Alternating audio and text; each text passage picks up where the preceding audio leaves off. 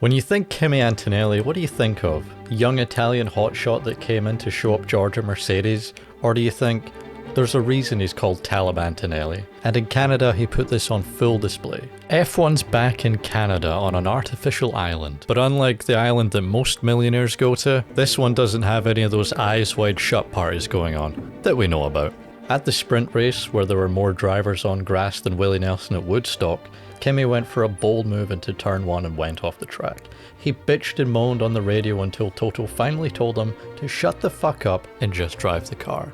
Kimi tries again at turn 8, has a massive lockup and runs over the grass again, letting Lando past. Then at the end of the race he does a bit more bitching and moaning, and Toto again tells him, if you say one more thing on the radio, you'll be getting Batista bombed.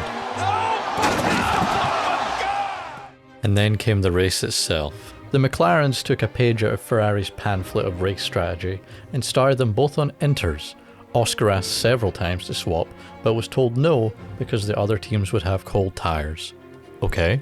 And then after 15 formation laps, because Lindblad's car wouldn't go into gear, the race starts. Despite clearly being on the wrong tyre, Lando fucks it past the Mercedes and takes the lead of the race. At the end of lap 1, Oscar's had enough of these tyres and immediately pits, and Lando 1 lap later. So now it's Talib Antonelli versus Osama bin Russell. On lap 6, George gets past while Kimi locks up for the 3rd time this weekend, and on lap 9, Max overtakes Hamilton for P3. At some point Albon retires from the race, but we don't find out why for another 40 laps.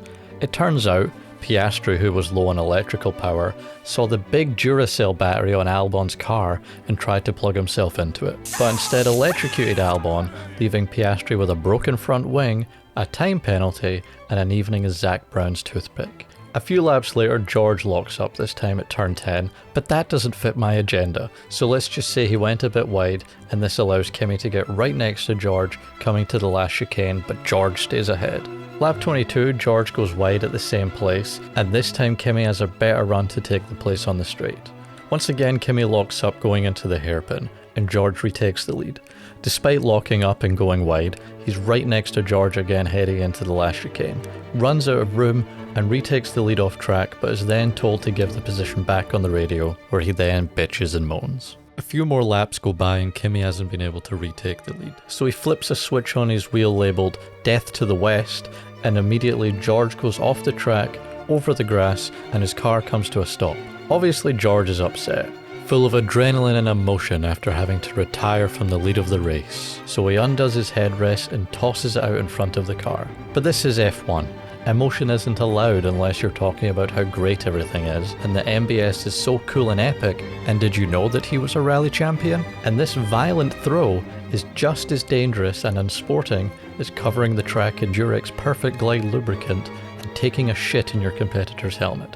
So George has been exiled into a cave in Afghanistan. Death to America! At some point during the race, Alonso also retired, again vibrating so much that this time his fingers fell off and blood shot out the end of them like someone hit a frib with a hammer. Isaac Hadjar gets a 10-second time penalty for moving more than once in defence and has now hung himself. Lando retires on lap 40 with a power unit issue. Then 3 laps later, the cheap American car of Cadillac that is held together with paper mache, squirty cheese, and a hatred of all things foreign, has a heart attack and dies. Lap 62, Hamilton is right behind Max. The screams of Cop's Corner and the tears of Monza can be heard starting to build, but takes the place past Max without any hassle. Lame. Once again, Kimi wins, making it 4 races in a row for the Italian. 6 cars retired, 3 of which were from mechanical or electrical issues. 1 was from a stoned Aussie crashing into Alex Albon, and the last one was from a clogged artery. I'm gonna see how fast I can take down this entire can of Easy Cheese. I'm gonna be sucking it through my mouth.